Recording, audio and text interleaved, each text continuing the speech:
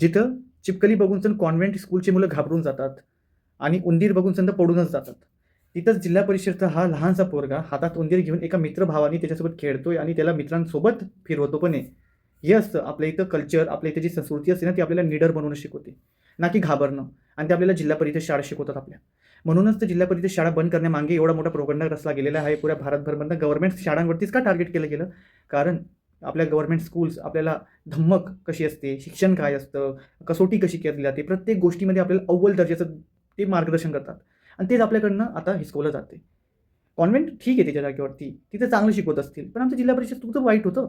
ते पण तर मस्त आहे. तिथले पण पोरं इस्रोमध्ये होते. आज जेवढे पण जे काही आपण बघतोय ना, जेवढ्या पण टेक्नॉलॉजीज पुढे गेलेल्या आहेत महाराष्ट्रामधनं, इंडियामधनं, जितकं पण इकडनं, आजच्या 20 वर्ष पहिले कुठं होती हो कॉन्व्हेंट? हे सगळं काही कॉन्व्हेंटने उभं केलेलं आहे का? हे सगळं तर जिल्हा परिषदने उभं केलेलं आहे ना. तर आपल्या जिल्हा परिषदला वाचवा.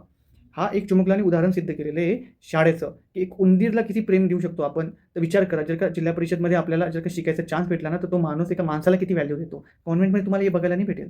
माणसालाच प्रेम नाही दिलं जातं. उंदीर तर दूरची गोष्ट आहे हो. प्राण्यांतर दूरचीच गोष्ट राहिली. गाय, बैल जे आपण म्हणतो ना आपल्या इथं, ते भलतं दूर राहिलं. जय खानदेश, जय महाराष्ट्र.